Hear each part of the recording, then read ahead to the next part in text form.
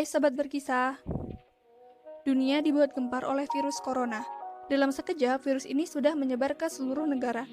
Kemunculan virus menular seperti virus corona yang saat ini sedang melanda seluruh penduduk dunia, menambah daftar panjang jenis-jenis virus penyakit menular. Ketika berbicara tentang wabah atau penyakit menular, pada dasarnya tidak dikenal saat ini saja, namun sudah dikenal sejak zaman Nabi Muhammad SAW. Pada masa itu, ketika munculnya wabah penyakit menular, Nabi melarang umatnya untuk memasuki daerah yang terkena wabah. Bahkan ada beberapa sahabat Nabi yang meninggal akibat wabah penyakit menular tersebut. Nah, Sobat Berkisah, di video kali ini akan membahas 4 wabah penyakit menular pada zaman Nabi Muhammad SAW. Tonton videonya sampai habis ya. Enjoy this video. 1. Taun. Penyakit taun adalah penyakit menular yang disebabkan oleh bakteri yang berasal dari hewan, umumnya tikus, kemudian berpindah ke manusia. Selain demam tinggi, penyakit ini juga menyebabkan pembengkakan. Istilah taun sendiri digunakan para ulama untuk menyebut segala macam jenis penyakit yang menular.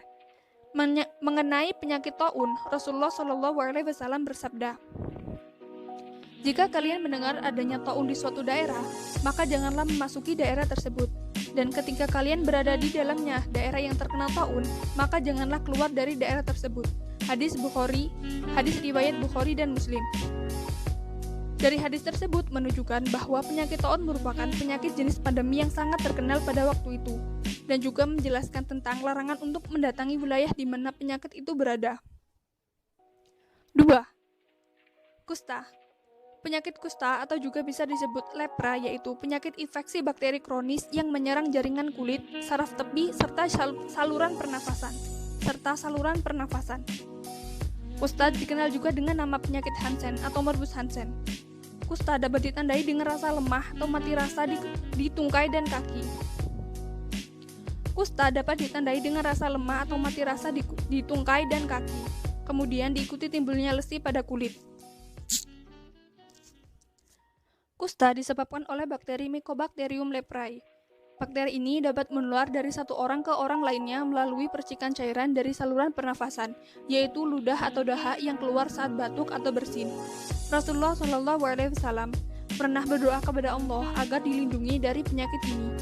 Dari Anas bin Malik bahwa Rasulullah SAW pernah berdoa, "Ya Allah, sesungguhnya aku berlindung kepadamu dari penyakit belang, gila, kusta, dan dari penyakit buruk lainnya." Hadis riwayat Abu Dawud. Rasulullah SAW pun memperingatkan umatnya agar tidak mendekati orang yang berpenyakit kusta. Hal ini diriwayatkan oleh hadis Bukhari, bahwa Rasulullah SAW bersabda, "Menghindarlah kamu dari orang yang terkena jusam, kusta, sebagaimana engkau lari dari singa yang buas." Hadis riwayat Bukhari. 3. Kudis. Kudis atau jarab adalah kondisi yang ditandai dengan munculnya rasa sangat gatal di kulit, disertai dengan timbulnya ruam bintik-bintik menyerupai jerawat atau lepuhan kecil bersisik. Kondisi ini merupakan dampak dari adanya tungau yang hidup dan bersarang di kulit. Jumlah tungau yang terdapat di kulit penderita kudis berkisar antara 10-15 ekor dan dapat berkembang biak hingga berjumlah jutaan, dan menyebar ke bagian tubuh lainnya. Jika tidak mendapatkan penanganan tepat, maka kutu tersebut akan berkembang biak di lapisan kulit manusia. Kudis disebabkan oleh tungau Sarcoptes cabei. Tungau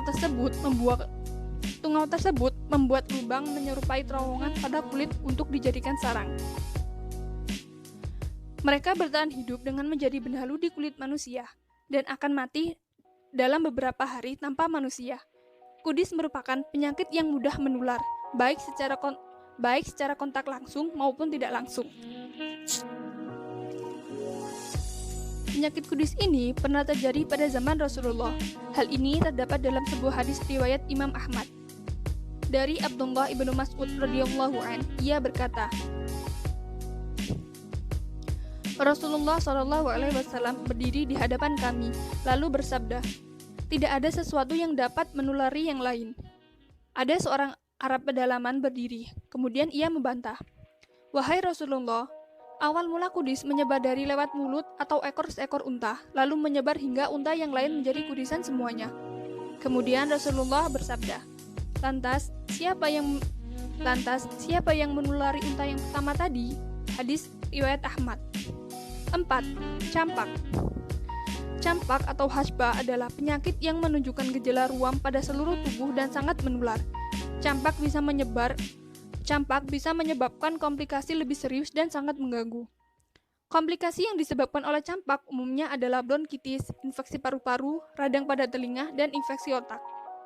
Penularan campak umumnya terjadi melalui percikan cairan yang dikeluarkan oleh pengidap campak saat bersin atau batuk. Siapapun yang menghirup percikan cairan tersebut, maka akan tertular campak. Virus campak sendiri bisa bertahan selama beberapa jam dan bisa dengan mudah menempel pada benda-benda.